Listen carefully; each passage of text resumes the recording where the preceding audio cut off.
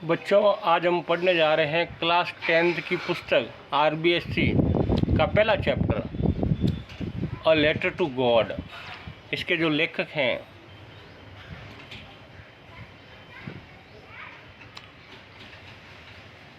उनका नाम है G.L. फ्यूनर्स। तो G.L. फ्यूनर्स ने ये स्टोरी लिखी है। क्या स्टोरी में है क्या नहीं है वो अपन देखते हैं। बिफोर यू रीड से पहले ये ध्यान रखना है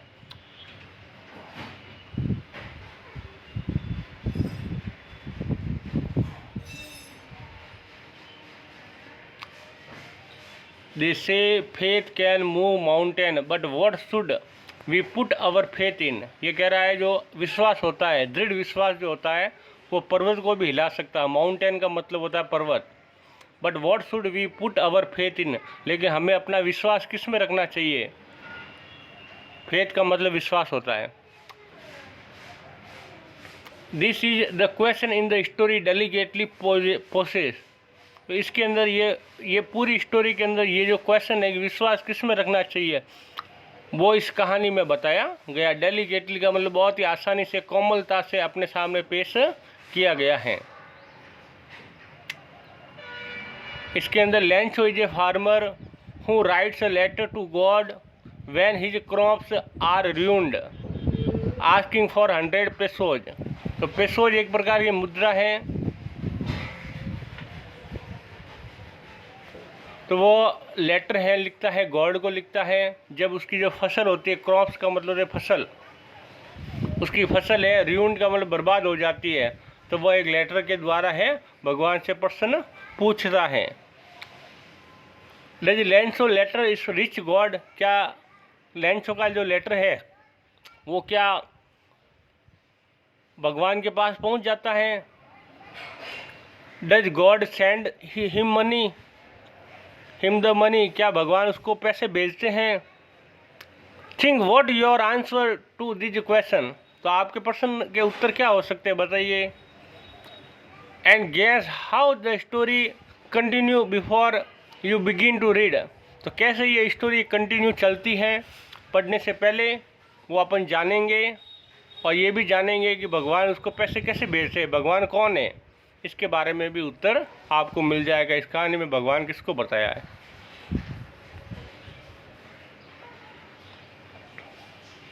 ये स्टोरी पढ़ने से पहले यहाँ कुछ एक्टिविटी लिखी हुई है। ये एक्टिविटी लिखी हुई है, जब अपन पोस्ट ऑफिस में जाते हैं तो वहाँ पर किस प्रकार का लेटर होता है उसको भरने के लिए एप्लीकेशन लिखी हुई है। आप देख सकते हो पोस्ट कार्ड किस प्रकार से होता है, कैसे ये मनी ऑर्डर है भरा जाता है। ये मनी ऑर्डर आपके सामने देख सकते हो, मनी ऑर्डर है, रुपीज़ भरना होता है। यहाँ पर कितने रुपए आप भेज रहे हो, वो पिन कोड नंबर, ठीक है, किसको भेज रहे हो उसका एड्रेस लिखना पड़ता है। रेट्स अंकों में भी लिखनी पड़ती हैं। सिग्नेचर होते हैं अपने।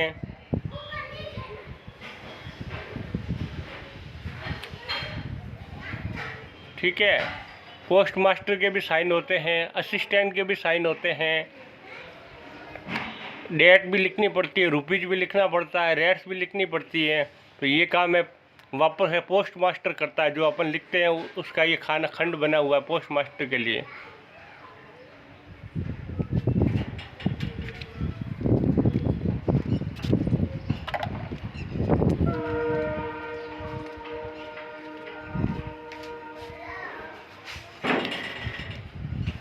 फिर बच्चों इस प्रकार से ये पोस्ट जो भेजने वाला है उसका नाम लास्ट में लिखा जाता है, कौन भेज रहा है, मतलब फ्रॉम का जो साइन है वो किया जाता है, कौन भेजा जाता है, और भेजने वाले का पिन कोड और कितने रुपए मिले उसकी राशि यहाँ पर लिखनी पड़ती है, और भेजने वाले का साइन है वो करना पड़ता है। तो इस प्रकार से ये मनी ऑर्डर है कि आप पोस्ट ऑफिस में जाकर के भर सकते हो। तो इस कहानी का उद्देश्य यही है कि मनी ऑर्डर को कैसे भेजा जाता है, और ये कहानी दी हुई है।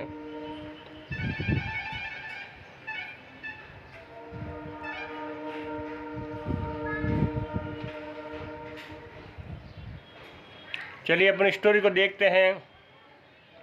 ये बाकी ये एक्टिविटी है, अब स्टोरी को अपन देखते हैं।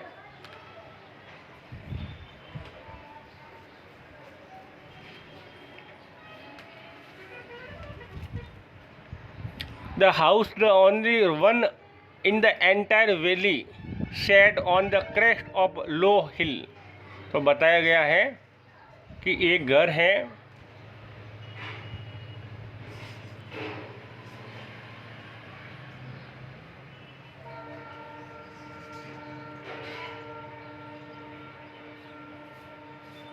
the house, the only one entire valley, sat on the crest of low hill। तो एक क्रेस्ट का मतलब होता है टॉप ऑफ द हिल। तो पहाड़ी के ऊपर, सबसे ऊपर एक पूरे घाटी के अंदर एक घर बना हुआ है। From this height one could see the river. और उस घर से है, कोई भी है, एक नदी को देख सकता है। And the field of rye, और rye corn dotted with the flower that always promised a good harvest. और वहाँ से, घर से होकर के डॉट डॉट में जो पकी हुई फसल है और उसके साथ में जो फूल है वो देखे जा सकते हैं। और ये जो फूल है हमेशा प्रोमिस करते हैं एक अच्छी फसल का, हार्वेस्ट का मतलब होगा उपज, तो अच्छी पैदावार का है, प्रोमिस करते हैं। क्योंकि जब फूल आते हैं तो फूल हमेशा प्रतीक होते हैं कि फसल अब लगने वाली है।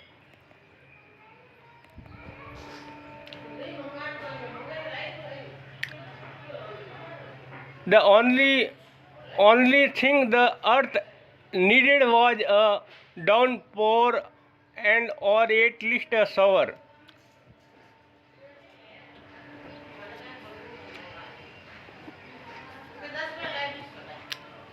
तो कम से कम आवश्यकता थी केवल एक बौछार की। डाउनपोर का मतलब था बौछार या मूसलाधार बारिश। एटलीस्ट शॉवर, और कम से कम है शॉवर का मतलब बौछार होता है, और डाउनपोर का मतलब मूसलाधार बारिश की ज़रूरत थी।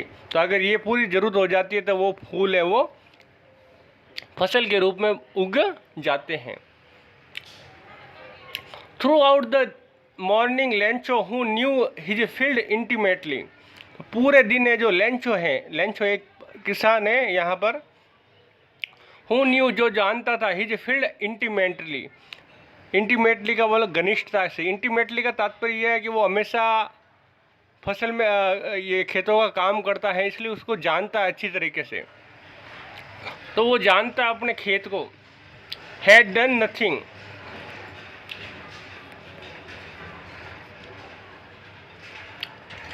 Had done nothing but see the sky toward the north east. तो वहाँ पर वो कुछ करता तो नहीं है, लेकिन नॉर्थ ईस्ट में, उत्तर पूर्व की ओर जो स्काई है उसको वो देखता है, आसमान को वो देखता है। अब आप समझ सकते हो आसमान को क्यों देखता है। Now we are really going to get some water women. उसकी जो औरत होती है, पत्नी होती है, वो कह रही है कि हम वास्तव में हैं बरसात प्राप्त करने जा रहे हैं या कुछ पानी प्राप्त करने जा रहे हैं। द वुमेन वॉज प्रिपेयरिंग सपर। सपर का मतलब होता है रात का भोजन। तो वो जो रात का भोजन है वो तैयार कर रही थी। उसने रिप्लाइड का मतलब उत्तर दिया, यस गॉड विलिंग। तो जब लेंचो ने उससे पूछा कि हम कुछ वाटर प्राप्त करने जा रहे हैं, वुमन का मतलब औरत, लुगाई, ठीक है। तो उसने कहा हाँ, गॉड विलिंग, भगवान की इच्छा, अगर भगवान ने चाहा तो बरसात हो जाएगी। The older boys were working in the field while the smaller ones were playing near the house.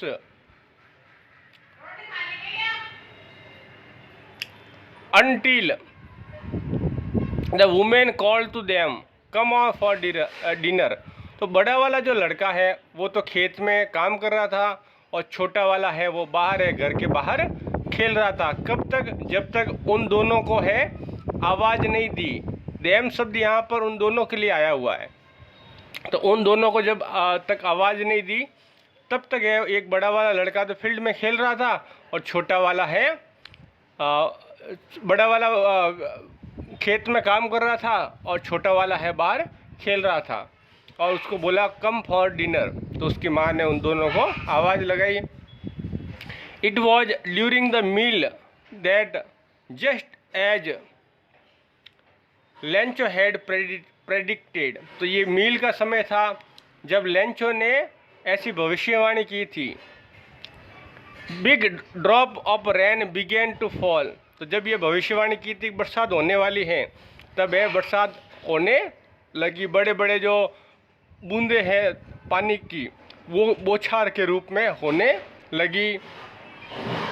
In the north east huge mountain of clouds could be seen approaching, और जो उत्तर पूर्व में है एक बड़ा जो विशाल प्रकार का एक पर्वत जो है, किसका पर्वत? बादलों का।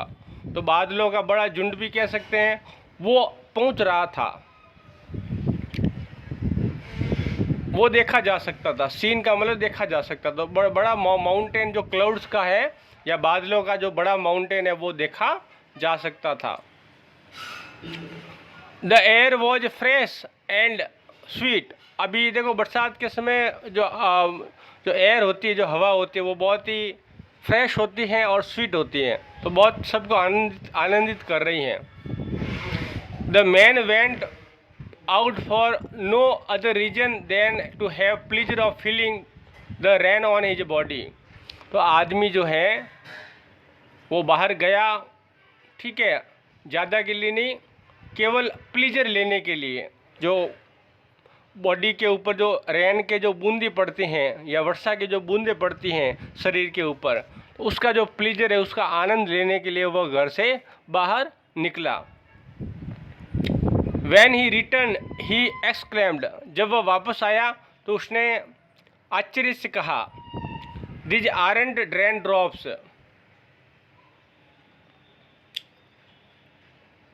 falling from the sky, they are new coins, कि ये है वर्षा की बूंदें नहीं हैं जो आसमान से गिरी है, ये तो नए नए सिक्के हैं। अब देखिए ये क्यों कहा होगा, क्योंकि किसानों के लिए वर्षा ही सब कुछ होती है, वो एक प्रकार का मनी है वर्षा ही, इसलिए उसने कहा कि ये तो नए कॉइन हैं।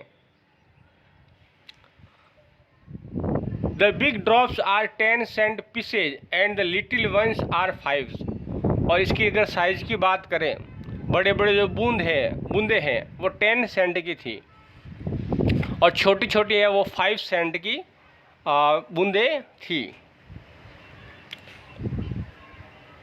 With a satisfied expression, he regarded the field of ripe corn with its flower, और satisfied था, संतुष्ट था अपने एक्सप्रेशन के साथ में, उसका एक्सप्रेशन लग रहा था, उसका हाव भाव लग रहा था कि वह संतुष्ट है। उसने माना कि राइप कॉर्न है, जो है पकी हुई जो फसल है, उसका जो खेत है फ्लावर के साथ में, वो वर्षा के पर्दे से भर गया है। कर्टेन का मतलब था पर्दा, तो उससे कवर हो गया है। ड्रैप का मतलब था कवर होना, तो पानी से वो कवर हो गया। तो उसके एक्सप्रेशन से ऐसा लग रहा था, किसके एक्सप्रेशन से? लेंचो के एक्सप्रेशन से लग रहा था। But suddenly a strong wind began to blow, and along with the rain very large hailstones began to fall, और अचानक क्या हुआ, एक बड़ी तेज है वो जो विंड का मतलब जोर की जो हवा है वो शुरू होना, वो शुरू हो गई, और बड़े बड़े जो वर्षा का जो पानी की बूंदे हैं वो हेलस्टोन के रूप में बदल गए। हेलस्टोन का मतलब बर्फीली वर्षा या ओले, तो ओले गिरना है वो शुरू हो गया। वर्षा की जो बूंदे हैं वो ओले में बदल गई। This truly did resemble new silver coin, और ये जो है रिजेंबल का मतलब सदृश्य या जैसी थी, ये एक चांदी के जो सिक्के होते हैं उसकी तरह ये थी। चांदी के सिक्कों की तरह ये अब लग रही थी। The boys exposing themselves to the rain ran out to collect the frozen pulse. और जो लड़के थे वो बाहर गए और उन्हें जमे हुए जो पल्ज का मतलब मोती, तो जमे हुए मोती, ये शब्द किसके लिए आया हुआ है? उस जो आइस गिर रहा है, जो स्नो गिर रहा है, उस स्नो के लिए शब्द आया हुआ है। तो उसको प्राप्त करने के लिए, उसको कलेक्ट करने के लिए है वो बाहर जाते हैं लड़के। It is really getting bad now exclaimed the man. तो उस लेंचो ने कहा कि ये तो बहुत ही बुरा हो रहा है। I hope it Passage quickly. मैं सोचता हूँ, मैं ऐसी उम्मीद करता हूँ कि ये जल्दी से ख़त्म हो जाएगा, ये गुजर जाएगा, ये जो हेल स्टोन है ये होना है, गुजर जाएगा। It did not pass quickly. और ये ऐसा नहीं हुआ, फटाफट वो वहाँ से क्विकली है हेल स्टोन नहीं गया। For an hour the hail rained on the house. 1 घंटे के लिए वो हेल स्टोन है या वर्षा है वो हुई, घर के ऊपर हुई। द गार्डन के ऊपर 1 घंटे के लिए हुई। हिल साइड जो पहाड़ी का एरिया वहाँ पर हुई। द कॉर्नफील्ड और जो खेत, अनाज का जो खेत है वहाँ पर भी ये 1 घंटे के लिए वर्षा हुई।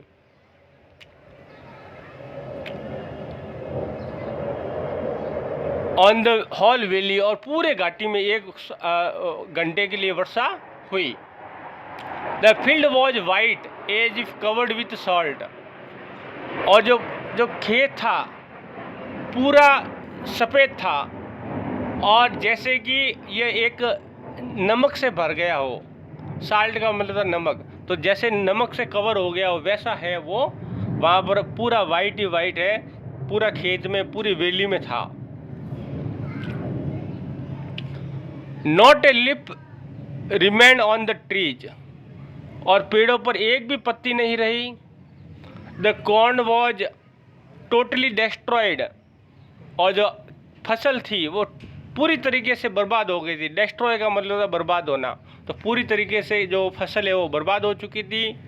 The flower were gone from the plants. और पौधों से जो फूल थे वो जा चुके थे। Lencho soul was filled with sadness. और लेंचो की जो आत्मा है वो दुख से भर गई थी।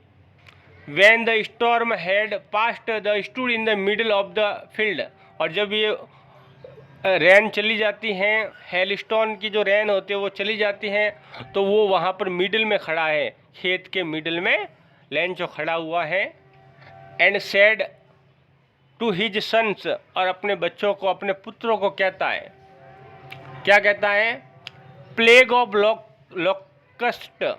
Locust would have left more this. कि जो लोकस्ट आते हैं, लोकस्ट का मतलब कीड़े, प्लेग का मतलब महामारी, तो कीड़ों की अगर जो महामारी होती हैं, would have left more than this, वो भी इससे ज़्यादा है छोड़ जाती हैं, लेकिन हेल स्टोन ने तो कुछ छोड़ा ही नहीं। The hail stone had left nothing. तो इस हेल ने, इस बर्फ़ ने तो कुछ छोड़ा ही नहीं है। This year we will have no corn. इस साल हमारे पास में कोई फसल नहीं है। All that night was a sorrowful one. और पूरी जो रात्रि थी वो दुख से भरी पड़ी थी। All our work for nothing. हमारे पास में करने के लिए कुछ नहीं है। There is no one who can help us. और कोई नहीं है जो हमारी सहायता कर सकता है। We will all go hungry this year. और इस वर्ष से हमें भूखे ही रहना पड़ेगा। तो इस प्रकार से लेंचो ने कुछ शब्द कहे। अब जो अपने पढ़ा है उसके लिए आपने कितना समझा, उसके लिए कॉम्प्रिहेंशन चेक करवाते हैं। What did Lencho hope for. तो किसकी आशा कर रहा था लेंचो? तो Lencho hoped for the rain. तो रेन की आशा कर रहा था, हेल स्टोन की आशा नहीं कर रहा था। दूसरा प्रश्न, व्हाट डिड लेंचो से rain drops were like new coins. तो उसने क्यों कहा कि ये जो रेन ड्रॉप हैं, वर्षा की जो बूंदे हैं, वो न्यू कॉइन्स है। ठीक है, तो मैंने बताया था आपको न्यू कॉइन्स इसलिए कहा था क्योंकि एक किसान के लिए एक फार्मर के लिए रेन ड्रॉप ही उसके मनी का, उसके आवक का एक साधन होता है, तो इसलिए उसने रेन ड्रॉप न्यू कॉइन कहा था उस रेन ड्रॉप को। तो मैंने इंग्लिश में भी बता देता हूँ, because new coins is the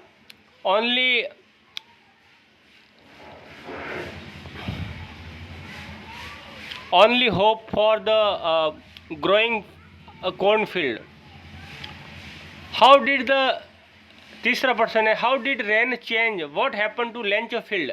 तो चेंज किस में हो गई, तो rain change into the hail stone, तो हेल स्टोन में चेंज हो गई। और फील्ड का क्या हुआ, तो फील्ड है वो फील्ड विथ हेल स्टोन। चौथा प्रश्न, what were Lencho feeling when the hell stopped. तो उसकी फीलिंग कैसी थी, तो उसकी फीलिंग है वो सोरोफुल फीलिंग थी और वह फील्ड विथ सैडनेस हो गया था। ठीक है, तो इस प्रकार से प्रश्न है। आगे नेक्स्ट पार्ट के अंदर हम इससे आगे पढ़ेंगे, ठीक है, कि वह आखिर में इसका उपाय क्या करता है, वो अगले नेक्स्ट में हम पढ़ेंगे।